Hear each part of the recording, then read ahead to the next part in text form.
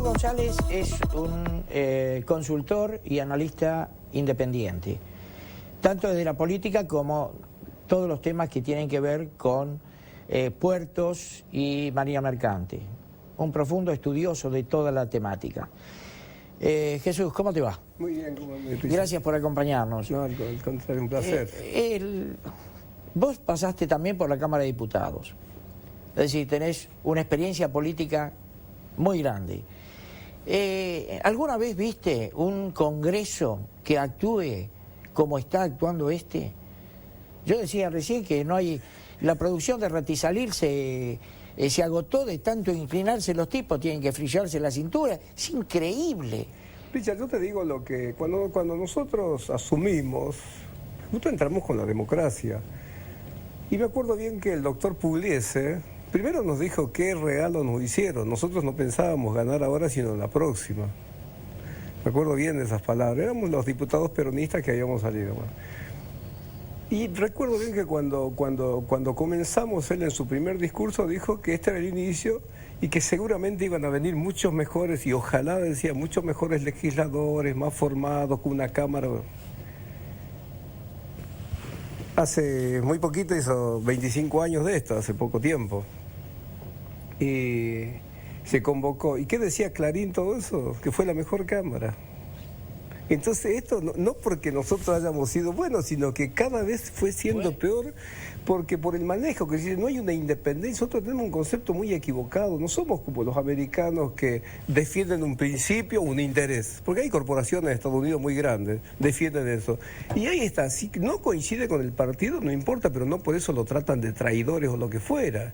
Y acá entonces tenemos esa equivocación, creemos que hay que ser amanuense, que hay que ser esto y estar metido en algo. Cuando no coincidimos, y no hay que coincidir, y hay que decir. Y eso es uno de los grandes fracasos de la Cámara, y además cómo se trabaja y a lo que estamos llegando. Ahora, tenemos dos cámaras, senadores y diputados, que cuestan un montón de guita. Si lo único que haría falta sería Rossi y Pichetto, porque los demás lo único que hacen es levantar la mano. Lo que ordena Pichetto se cumple, lo que ordena Rossi se cumple. Entonces, paguémosle a uno solo y saquemos a toda la manga de inútiles que hay ahí, porque son incapaces de poner su leal saber y entender en favor de la nación. Sí, esto pasa, y esto ya tiene... Yo recuerdo bien que una de las propuestas que venía en el 2003 era de que todo lo que significaba la recaudación se efectuase al revés, que comenzase al revés. De manera tal que se garantizaba a los municipios, a las provincias, que cuenten con la seguridad de que iban a tener su presupuesto. Con esto que se hacía, se cortaba este ser empleado del Ejecutivo. Bien o mal, pero ser empleado. Era un punto. No se hizo y hoy obviamente se está supeditado a esa situación. El 70% del presupuesto se maneja de toda la recaudación, se maneja de la nación. Indudablemente los gobernadores tienen que estar supeditados a esa situación. Yo no digo que eso esté bien, pero no tienen otro camino que estas cosas. Y los que no entran en esto, bueno, tienen que aguantarse las consecuencias. No ha ocurrido en otros tiempos, esto no ha pasado en otros tiempos. Pero bueno, ahora está pasando y eso donde se refleja el saludo uno saludó se refleja en la Cámara de Diputados y en la Cámara de Senadores. Se han llenado la boca hasta el cansancio hablando del gobierno de Menem, gobierno nefasto, qué sé yo. Pero Menem era nene de pecho al lado de estos tipos. Si estos tipos, por favor, lo han superado en forma exponencial. En el gobierno de Menem este tipo de cosas no pasaban. Y sí, hay un discurso malo con este tema, Richard. Hubo muchas políticas equivocadas, es verdad, hubo muchas políticas equivocadas, pero no es que tampoco se hayan entregado. Seguramente la política no fue buena en YPF y no fue tampoco en aerolíneas. Pero, por ejemplo, en materia ferroviaria, las consecuencias se sienten ahora, pero no es porque se haya concesionado en aquel tiempo. En definitiva están concesionados, el Estado lo puede recuperar cuando quiera. De hecho, la práctica lo recuperó. Pero las consecuencias son de que mientras se venía haciendo todos los mantenimientos, todo eso, los ferrocarriles andaban en los tiempos que correspondían. La discusión mía en ese tiempo fue 2 puntos con el que era secretario de Transporte. Le dije que no se estaba encarando como correspondía la concesión de los ferrocarriles. Y expliqué por qué. Le dije, en primer término, le digo, el ferrocarril es para la gente, es como un sentimiento, es como el peronismo, es como un sentimiento. Y en segundo término, hay razones geoestratégicas, geopolíticas, geoeconómicas que hacen necesario que se tenga, que no se resuelva. Y también le decía a Soria, que era el secretario de Transporte, y obviamente él puede aseverar de esto que yo le decía. Decía, desde Estados Unidos, que es un país liberal, hasta un país comunista como China, en todos lados el Estado tiene que aportar al ferrocarril. No hay lugar donde... Lo que pasa es que ¿por qué? Porque es un servicio público. Entonces está bien que se haga eso para compensar con los que menos tienen. Pero cuando eso no es, cuando estas cosas se hacen mal, indudablemente todo viene mal después. Y después les digo, no hay que darle sentido industrialista al ferrocarril, sino como servicio. Yo les decía, les alertaba sobre lo que iba a ocurrir con el ferrocarril, por ejemplo, de Necochea a todo ello, porque toda esa parte tomó Amalia Fortabat, tomó para lo que era la cementera, o bueno, cada uno de ellos. Entonces, si se le da sentido, inclusive mi planteo fue en ese momento de que en el ferrocarril se tendría que haber, había que sacar la gente, bueno, había que sacarlo, decía, pero ustedes van a generar, van a aparecer, la gente en 3, 4 meses se gasta todo lo que se le haya dado por indemnización, por más buena que haya sido, y después se iban a venir los problemas. Entonces lo que era bueno era, concesionar las vías férreas, buscar los operadores internacionales, porque el Estado va a tener que seguir pagando, internacionales, y conformar las cooperativas con esa gente que quedó sin trabajo, porque no fueron los ingenieros, todo eso tiene que fue la gente de abajo. Jesús, vos mencionaste 2 privatizaciones que tuvieron problemas, y tienen problemas, Aerolíneas e YPF, pero hay 2 que resultaron sumamente exitosas, como fue Puertos y Vías Navegables. No, gracias a la reforma del puerto y las vías navegables, hoy podemos sacar toda la producción, que ha crecido exponencialmente la producción de grano. ¿Gracias a qué? A que hubo la forma de sacarlo. Si no, se lo podía sacar. La producción quedaba tierra adentro, porque lo que salía era mínimo. Richard, yo voy a decir algo que afecta a todos. Yo no toco este tema porque obviamente yo fui parte de eso. Sí, vos fuiste el que lideró todo ese cambio. Yo lo que siempre mantuve y lo dije muchas veces en tus programas es, no importa el gobierno que sea, no importa. Sean los radicales, sea Menem, sea Cristina, sea quien fuera. ¿Cuál es una de las características que nosotros tenemos? De utilizar todos los lugares para cubrir con necesidades políticas. Y no ponemos a la gente que tiene que estar en cada lugar. Yo digo, no importa quién sea el ministro, basta que tenga capacidad de ordenar, no importa. Pero sí importa quién va a ser el subsecretario de un área o quién va a ser el director nacional.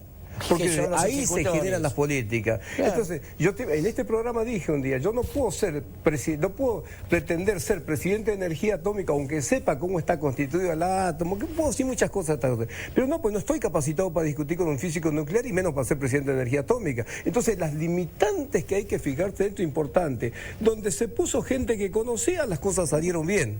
No importa que haya sido Menem, de la Rúa, Eduardo o quien haya sido. Donde se ponen gente que no se conoce, las cosas se hacen mal y termina muy mal. Y las consecuencias lo paga la gente. Jesús, ¿estás trabajando en algún proyecto portuario? Sí, yo vengo trabajando, Richard, un proyecto portuario muy grande. ¿Por qué vengo trabajando en esto? En primer término, porque a mí, ¿qué me preocupa hoy? Me preocupa quién va a ser presidente en el 2015. ¿Por qué me preocupa esto? Porque estamos entrando en un acelerado cambio en el mundo. El mundo tal cual conocimos está dando paso a otro tipo de mundo. Y en donde ya salta a escena el desarrollo de la muy alta tecnología. Yo debo ser de los pocos que decía Estados Unidos iba a salir de esto, ¿cómo va a salir? Hace muy poco tiempo en otro lado dije de que Estados Unidos tenía 3 millones de puestos de trabajo que no los puede ocupar porque no tiene formada la gente para ocupar esos cargos. Hoy observamos que la economía de Estados Unidos empezó a levantar y la desocupación también empieza a desaparecer, pero no en la misma velocidad con lo que está levantando. ¿Por qué? Porque la formación que se está requiriendo en este momento. Y esto va a ocurrir. Y cuando a mí me plantean China, explico qué va a pasar con China. China tiene en este momento más de 200.000 crisis en pymes, más de 200.000 pymes que están en crisis, perdón, al revés. Y a su vez hay fábricas de China, especialmente las hilanderías, las textiles, que se están yendo. ¿Por qué, Richard? Hay una muy grande que no recuerdo ahora el nombre, que tenía 15.000 trabajadores, bajó a 5.000 y se está yendo a Vietnam, porque aumentaron 20% el salario. Entonces no le cierran más los números, tienen que ir a otro lado. Y todo esto en 20 años termina en África. Si nosotros no nos preparamos para este mundo que viene, para este nuevo tiempo que será en la economía mundial, y cómo afecta el clima que está cambiando los patrones productivos del mundo, igualmente no nos vamos a pasar con que vayamos a visitar el canal de Panamá o que digamos vamos a pasar por este hueco, por Piedras Negras o por lo que fuera. Digo esto no para armar una crítica, sino porque escuché hace un momento este tema. No vamos a poder salir si nosotros directamente no hacemos eso. Y ahí buscamos a Argentina. Y acá viene lo que me preguntas, Argentina. Entonces, en primer término, cuando uno mira qué es lo que nosotros menos importancia le damos al transporte, y nos manejamos también en el concepto político. Mandamos un camión de Buenos Aires a Ushuaia para que cargue papeles para alguna empresa esta de hamburguesas, y ese camión pasa todo esto, sigue por acá y se va hasta San Pablo, al área de San Pablo, a dejar el papel. De ahí viene, tiene que seguir de vuelta. Y ese hombre está 1 mes y medio cuando recién vuelve a su casa. Hay un desarraigo tremendo. Y a su vez, no pueden cerrar números cuando un camión tenga que ir a esas distancias. No pueden cerrar los números, pero para nada. Entonces, toda una serie de valores, de ventajas competitivas y comparativas que nosotros tenemos, desaparecen como consecuencia de las malas políticas que nosotros implementamos en materia de comunicaciones. Hacemos el dragado. Cuando hicimos el dragado, indudablemente generamos una expectativa distinta, que habíamos superado un tema importante para los productores, que era la continuidad y la previsibilidad. Entonces aumentó la frontera agrícola, pero aumentó hasta un determinado punto. No pudo pasar de ahí porque cuando pasamos los 400 kilómetros y si no tenemos buenas redes de comunicación, el maíz no nos cierra. Entonces, por eso que damos soja, y por muchos otros motivos, pero estamos en eso. Entonces no estamos yendo al monocultivo, estamos descuidando nuestras tierras, estamos generando condiciones que también en el tiempo nos va a venir mal. Bueno, yo hablé recién del clima. Cuando miramos esto, por donde hace 20.000 años pasaron los primeros cazadores recolectores, que era hielo, por supuesto, el estrecho de Bering, ahora va a ser navegable. Ya toda esa zona de todo lo que es el Ártico ya se empieza a navegar, ya se requieren nuevos mapas porque aparecieron islas que no habían. Jesús, yo te tengo miedo a vos porque vos te adelantás 10 años a lo que va a suceder. Y vos dijiste que las ciudades ribereñas iban a quedar tapadas por el agua porque los deshielos aumentan el caudal del mar y se va a avanzar sobre las orillas. Y ya está empezando de alguna manera a suceder. Richard, yo a veces no quiero hablar porque es como que estoy desubicado. Yo hace 5 años atrás, más de 5 años, en el 2004 en un programa de Llamas de Madariaga, ahí hablé de lo que se venía y dije, va a haber lugares de Buenos Aires que se va a desertificar y van a haber lugares que se van a inundar. Bueno, todos tomaron como que era una joda. En Carmen de Patagones, toda esa zona donde había engorde de ganado, ahora la arena llega hasta el tercer hilo de alambre. No estamos haciendo nada para corregir. No nos planificamos lo nuevo. Hablé muchas veces en programas tuyos sobre lo que va a pasar con las uvas de Mendoza, todo ello. Se viene.